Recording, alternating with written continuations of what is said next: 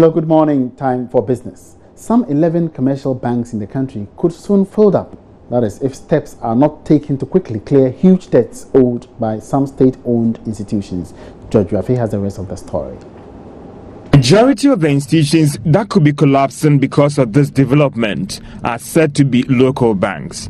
This issue came up in October last year after two accounting firms that were commissioned by the IMF to measure the current status of banks in the country recommended that steps should be taken to recapitalize these banks to prevent them from going under or folding up.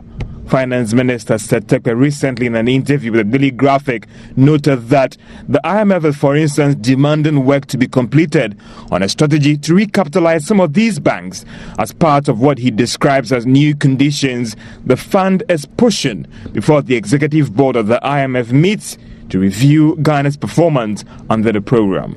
For some industry analysts and even some banks the Joy Business have spoken to, the challenge have come about because of the inability of some state-owned institutions, especially those in the energy and power sector, to pay loans granted to them on time, and even some private firms that have rendered services to government, but the payment have delayed. Some financial analysts that Joy Business have spoken to also argue that they find this development interesting, following recent report by the Bank of Ghana that commercial banks in the country are in a sound financial position following two stress tests carried out. For some of these state-owned institutions, they argue that they are not able to pay these loans because government is owing them. Some banking analysts have also argued that even if these banks do not go under, the development could result in interest rates hitting the roof as some banks try to pass on the delays in paying these loans to new borrowers. Now, Communications Manager of Ghana Gas Company, Alfred Ubami, says the current reduction in gas supply from the Atobo processing plant to VRA's power plant at Aboise is a result of adverse weather conditions upstream the Jubilee field, which has made delivery of gas from the FPSO very difficult. Gas supply to VRA has currently been curtailed from 87 million standard cubic feet of gas per day to 46.7 million, a situation affecting regular power supply throughout the country. In an interview with Joy Business, Alfred Ubami says the situation is expected to normalize by the end of the week when favorable weather conditions are expected back on the Jubilee field. We are a midstream company receiving gas from the upstream supplier, which is the Tallow and Partners, the partners of the Jubilee field.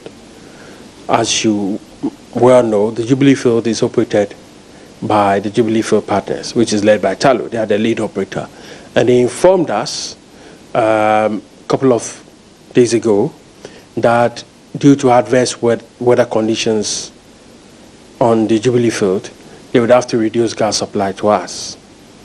So there's been a dip in supply from the maximum 85 million standard cubic feet of gas a day to 46.7 MSCF. As a result, yes, from 85 million SCF to 46.7 million SCF. From the FPSO. Consequently, we're equally giving 46 million SCF to the VRA. The 0.7 is used in the generation of LPG, condensate, and running of the plant.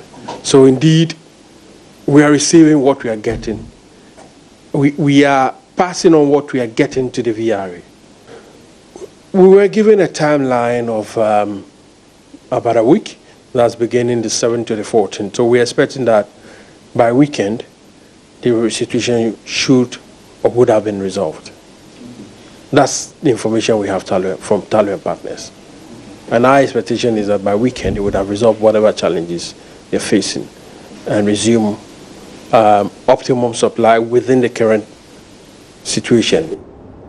That's all in business for now. Do make a date again at midday for more business news updates. My name is Emmanuel Abuaji Biafi.